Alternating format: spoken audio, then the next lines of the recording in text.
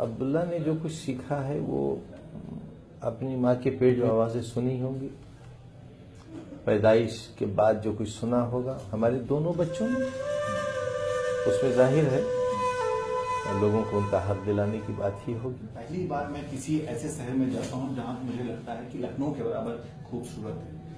कितना मुश्किल रहा है पूरा काम और कितने शानदार तरीके से आपने काम को अभी इससे भी बेहतर बनाना है। जो कुछ आप देख रहे हैं ये एक हिस्सा है उस सपने का हमारे, जो हमने देखा हुआ है।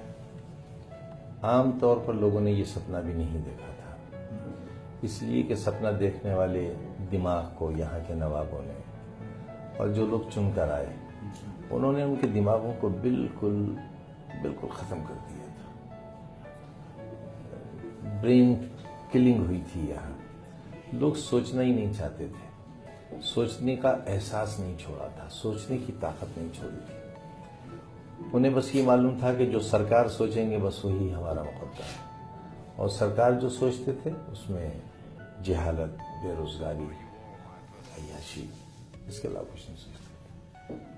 अब्दुल्ला साहब इस बार राजनीति मैदान में हैं, अगर पिता की दृष्टि से अलग हटके देखें तो एक उम्मीदवार के तौर पे कैसे जज कर रहे हैं? दरअसल उस इलाके में कोई मुकाबले के लिए तैयार नहीं था।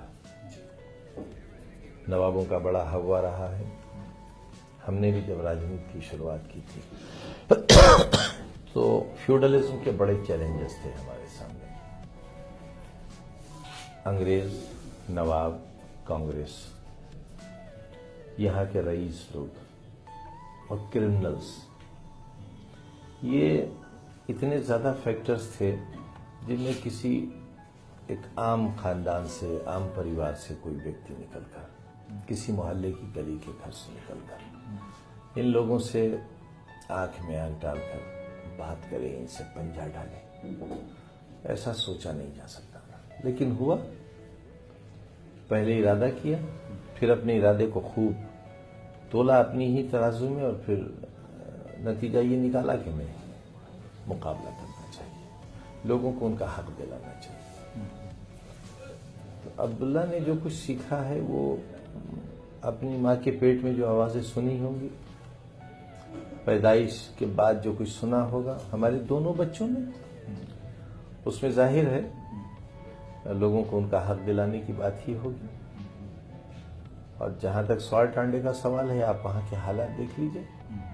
आजादी के बाद से वहां किसी नवाब के नाम का पत्थर लगा नहीं मिलेगा किसी इमारत पर, चाहे वो तहसील हो, अस्पताल हो, कॉलेजेस हो, वाटर सप्लाई सिस्टम हो, सड़कें हो, कहीं आपको हमारे अलावा किसी का पत्थर नहीं मिलेगा।